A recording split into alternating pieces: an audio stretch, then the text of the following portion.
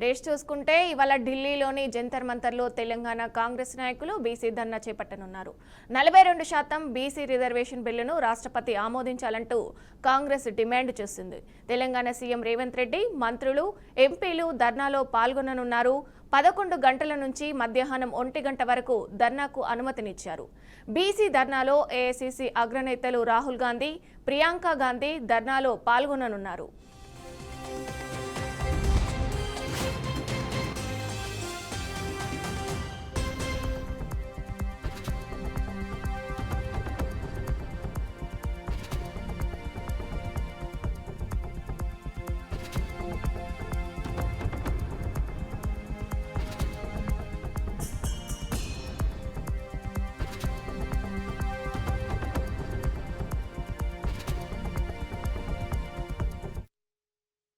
అంశానికి సంబంధించి మరింత సమాచారం మా ప్రతినిధి శ్రీనివాస్ అందిస్తారు. శ్రీనివాస్, చెప్పండి.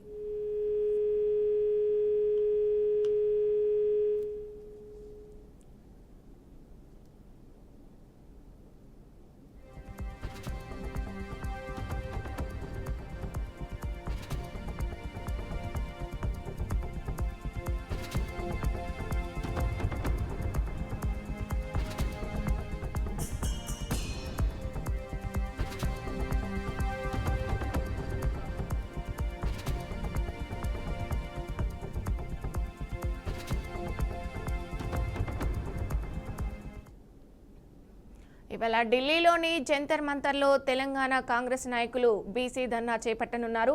42% బీసీ రిజర్వేషన్ బిల్లును రాష్ట్రపతి ఆమోదించాలంటూ కాంగ్రెస్ డిమాండ్ చేసింది. తెలంగాణ సీఎం రేవంత్ రెడ్డి, మంత్రులు, ఎంపీలు ధర్నాలో పాల్గొననున్నారు. 11 గంటల నుంచి మధ్యాహ్నం 1 గంట వరకు ధర్నాకు అనుమతి ఇచ్చారు. ఇక ఇదే విషయానికి సంబంధించి మరింత సమాచారం మా ప్రతినిధి శ్రీనివాస్ అందిస్తారు. శ్రీనివాస్, చెప్పండి, అసలు ధర్నా ఎప్పటి నుంచి స్టార్ట్ అవుతుంది, ఎప్పటి వరకు కూడా కొనసాగే అవకాశం ఉందంటారు? అసలు గుడ్ మార్నింగ్ మీడియా. ఇవాళ ఢిల్లీ జంతర్ మంతర్ వద్ద బీసీ ధర్నా కాంగ్రెస్ పార్టీ ఆధ్వర్యంలో చేపట్టింది. బీసీలకు 42% రిజర్వేషన్ బిల్లును రాష్ట్రపతి ఆమోదించాలంటూ కాంగ్రెస్ డిమాండ్ చేస్తూ ఈ రోజు ఉదయం 11 గంటల నుంచి మధ్యాహ్నం 1 గంట వరకు ధర్నా అనుమతి కూడా ఇవ్వడం జరిగింది. దీనికి సంబంధించి చూసినట్లయితే తెలంగాణ ముఖ్యమంత్రి రేవంత్ రెడ్డి, మంత్రులు, ఎంపీలు, కాంగ్రెస్ పార్టీ ఎంపీలు బీసీ ధర్నాలో పాల్గొంటున్నారు. ఏఐసీసీ అగ్రనేత రాహుల్ గాంధీ, ప్రియాంక గాంధీ కూడా ఈ ధర్నాలోని పాల్గొంటారు.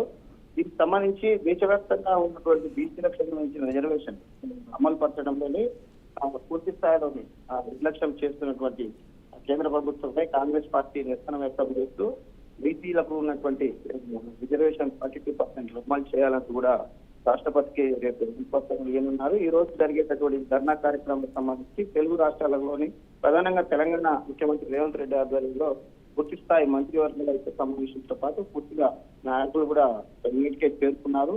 పూర్తిగా ఈ ధర్నా మాత్రం విజయవంతం కావాలంటూ తెలంగాణ వ్యాప్తంగా ముఖ్యమంత్రి రేవంత్ రెడ్డి పిలుపునిచ్చారు. దీంతో పాటు ఏఐసీసీ సంబంధించినటువంటి ముఖ్య నేతలు కూడా అక్కడ పాల్గొననున్నారు. ఢిల్లీకి సంబంధించినటువంటి జంతర్ మంతర్ వద్ద జరిగే ఈ ధర్నాకు సంబంధించి దేశవ్యాప్తంగా ఉండే అన్ని రాష్ట్రాల్లో కూడా బీసీకి సంబంధించినటువంటి క్యాడర్ ను అంటే బలోపేతం చేయడానికి కాకుండా బీసీలో ఉన్నటువంటి 42% గతంలో బిల్లు ప్రవేశపెట్టాలని కోరడం జరిగింది. ఇప్పుడు ఖచ్చితంగా బిల్లు అమలు చేయాలంటూ జంతర్ మంతర్ వద్ద అయితే ధర్నా కార్యక్రమాన్ని చేపట్టినారు. విజయ్.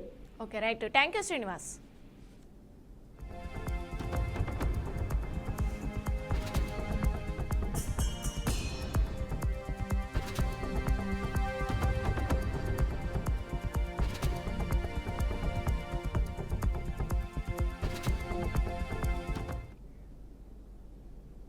ఉత్తరాఖండ్లోని ఉత్తర కాశీలో వరద బీభత్సం సృష్టించింది. నిన్న దరాలి గ్రామంలో ఆకస్మిక వరద విరుచుకుపడ్డాయి. ఎగువ ప్రాంతాల వరద నీరు, బురద ముంచెత్తిన దుర్ఘటనలో 5గురు ప్రాణాలు కోల్పోయారని ఉత్తర కాశీ జిల్లా మెజిస్ట్రేట్ ప్రశాంత్ ఆర్య చెప్పారు. 100 మందికి పైగా గల్లంతయ్యారని స్థానికులు చెబుతున్నారు. జాతీయ భద్రత నిఘా కార్యక్రమాలలో భాగంగా సమీప హార్సిస్ లోయ ప్రాంతంలో ఏర్పాటు చేసిన భారత ఆర్మీ 14 రాజ్రీఫ్ యూనిట్ బేస్ క్యాంపస్ పైకి బురద దూసుకొచ్చింది. దీంతో 10 మంది జవాన్లు, ఒక సైనిక అధికారి సైతం గల్లంతయ్యారు. 4 చిన్నారులు, 11 మంది మహిళలు, 22 మంది పురుషులను సహాయక బృందాలు కాపాడాయి.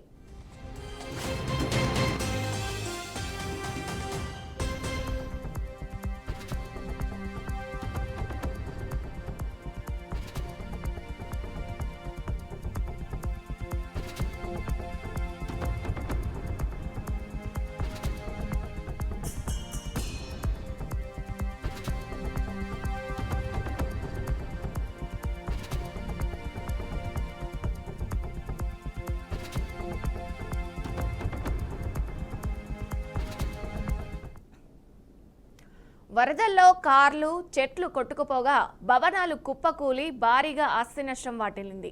సుక్కి గ్రామాన్ని సైతం వరద ముంచెత్తడంతో కొండ చర్యలు భారీగా విరిగిపడ్డాయి. ఈ ఘటనతో డజన్ల కొద్దీ హోటళ్లు భారీ బురదలో కూరుకుపోయాయి. సమీప ఎలిప్యాడ్ సైతం నాశనమైంది.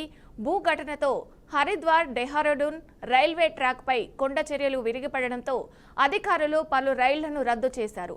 నిన్న మధ్యాహ్నం ఉత్తరకాశీ జిల్లాలోని గంగోత్రి ధామం సమీపంలో దరాలి గ్రామంపైకి ఎగువ ప్రాంతాల వరద ముంచెత్తిన వీడియో దృశ్యాలు ఇప్పుడు సోషల్ మీడియాలో వైరల్గా మారాయి.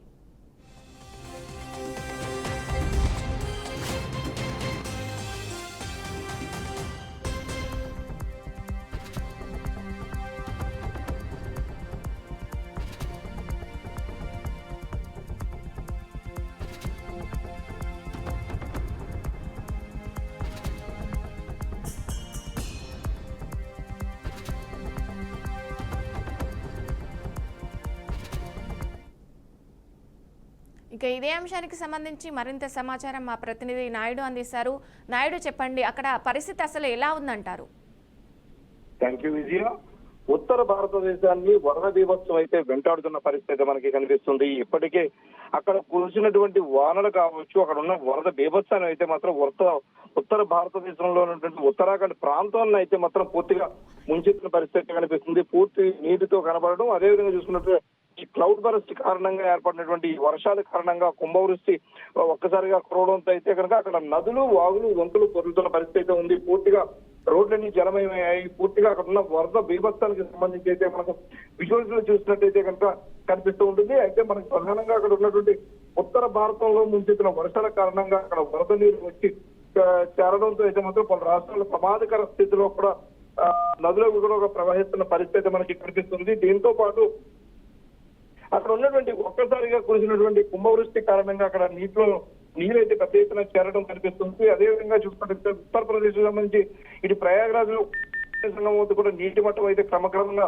పెరుగుతున్న పరిస్థితి మనకి కనిపిస్తుంది. ఇప్పటికే అక్కడ కొంతమంది గల్లంత అవడము, అదేవిధంగా కూడా మరణాల సంఖ్య కూడా ఇప్పటికే మనకి లెక్కగా మించి వస్తున్న పరిస్థితి కూడా మనకు కనిపిస్తుంది. ఇప్పటికే నలుగురిని మరణించినట్టుగా కూడా అధికారికంగా ప్రకటించినప్పటికీ కూడా ఇంకా మరిన్ని మరణాలు జరిగి ఉండే అవకాశం ఉందంటే కూడా చెప్తున్న పరిస్థితి మనకి కనిపిస్తుంది. అదేవిధంగా నిన్న చూసుకున్నట్టుగా ధరాలిలో విడిచిపడ్డటువంటి ఆకస్మిక వరద మాత్రం ఇక్కడ ఉత్తర భారతాన్ని అసలు చేరుకోలేని పరిస్థితి అయితే మనకి కనిపిస్తుంది. అదేవిధంగా ఉత్తరాఖండ్ కు సంబంధించి గతంలో కూడా ఇదే పరిస్థితి ఎదురైన నేపథ్యంలో దీనిపై కూడా ఈసారి జాగ్రత్తలు తీసుకున్నప్పటికీ కూడా అది ఫలితాన్ని ఇవ్వలేదంటూ కూడా అక్కడ ఉన్నటువంటి అధికారులు అయితే చెప్తున్న పరిస్థితి అయితే ఉంది. ఇప్పటికే రెస్క్యూ ఆపరేషన్ సంబంధించి ఆర్మీ, ఎన్డీఆర్ఎఫ్, ఎస్డీఆర్ఎఫ్ వర్గాలు అయితే కనుక రెస్క్యూ ఆపరేషన్ చేపట్టారు. అదేవిధంగా చూసినట్టు కనుక మనకి వరద బీభత్సం మనం విజువల్స్ లో చూసినట్టుగా వరద బీభత్సానికి సంబంధించి వరదలో అయితే కనుక ఇటు కార్లు, చెట్లు, కుప్పకూలిన భవనాలు కూడా భారీగా కొట్టుకుపోతున్న పరిస్థితి మనకి కనిపిస్తుంది.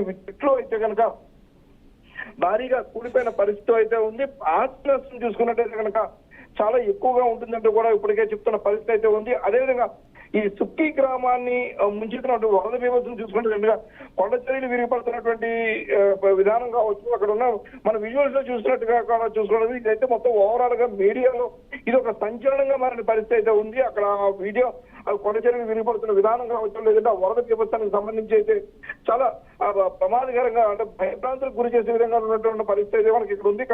ఇక్కడ ఉన్న ఆర్మీ బేస్ క్యాంపులో కూడా 11 మంది జవాన్లు గల్లంత అయ్యారంటూ కూడా ఇప్పటికే మనకి అధికారికంగా మనకి వార్తలు వస్తున్న నేపథ్యం మనకి కనిపిస్తుంది. అదేవిధంగా చూసుకున్నట్టు కనుక ఈ ధనానిలో కొట్టిపోయడం ఎవరైతే మిస్ అయ్యారు వారి గురించి అయితే మాత్రం ఇప్పటికే తీవ్రంగా కూడా విత్రులాట అయితే మాత్రం మొదలైందని చెప్పుకోవచ్చు. దీనికి సంబంధించి ఎన్డీఆర్ఎఫ్ బృందాలు, అదేవిధంగా ఎస్డీఆర్ఎఫ్ బృందాలు అయితే తీవ్రంగా గాలిస్తున్న పరిస్థితి కూడా మనకి కనిపిస్తుంది. అదేవిధంగా ఉత్తర కాశీ జిల్లాలో చూసుకుంటే వరదకు కొట్టుకుపోయిన వారి సంఖ్య కూడా పెరుగుతూ వస్తుందని కూడా చెప్తున్న పరిస్థితి మనకి కనిపిస్తుంది.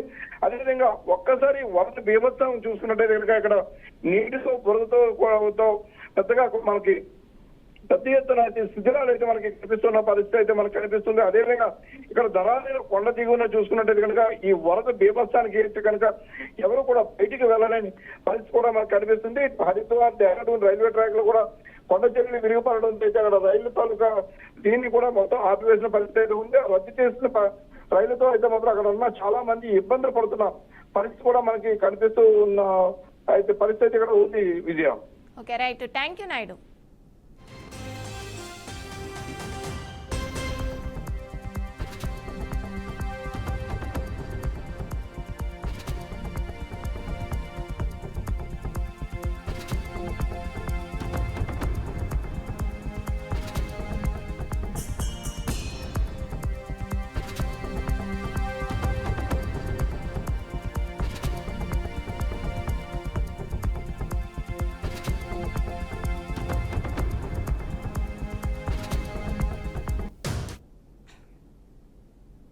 కేంద్ర హోంమంత్రిగా అమిత్ షా రికార్డు సృష్టించాడు.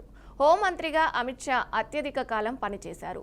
6 ఏళ్ల 69 రోజులుగా హోంమంత్రిగా అమిత్ షా పనిచేస్తున్నారు. గతంలో 6 ఏళ్ల 64 రోజులు హోంమంత్రిగా అద్వానీ పనిచేశారు. ఇప్పుడు ఆ రికార్డును అమిత్ షా తిరగరాశారు.